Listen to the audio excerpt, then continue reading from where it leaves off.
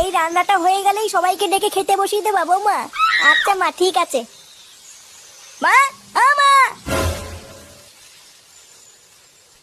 এই বাঞ্চতটা এখানে কেন এসছে? তুই কার কথা বলছিস? এই যে মাসিমা, আমার কথা বলছি গো।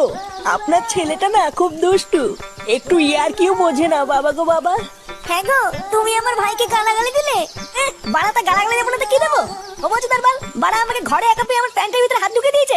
মা গো মা, জামাই বাবু তুমি অত রেগে যাচ্ছ কেন? আমি তো তোমার শুধু একটু সাইজটা দেখছিলাম গো। কি ছিল হোমোচো তার বাল? বাড়ি গিয়ে বাবার সাইজ দেখবি যা। কি সব উল্টো পাল্টা কথা বলছিস তুই? যা বলেছি ঠিকই বলেছি। লেওরা আজকে প্যান্টের ভিতরে হাত ঢুকে দিচ্ছে, কালকে তো বলবে হালকা করে পুঙাও মেরে দাও। এই কি হয়েছে রে? এত চেঁচামেচি কিসের? দেখুন না মেশামশাই, মা গো মা, আপনার ছেলে একটু ইয়ার কিউ বোঝে না। ওটাই আর কি ছিল বাঞ্চদ? দেখেছেন তো কিভাবে বলছে। দেখো মা, আমি কিন্তু বলে দিচ্ছি, এই চুদির ভাই যদি বাড়িতে থাকে আমি কিন্তু বাড়ি থাকবো না, বলে দিলাম। চোরে বাচ্চা, তুই ঘর থেকে বেরিয়ে যা।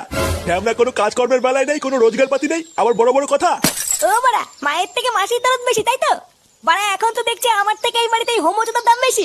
লেওলা যেদিন এই হোমোচোদারা তোমার ধুতির ভিতরে হাত ঢুকিয়ে নেয়ানারি করবে সেদিন বুঝবা বালের এই বাড়িতে আমার কোনো দামই নেই।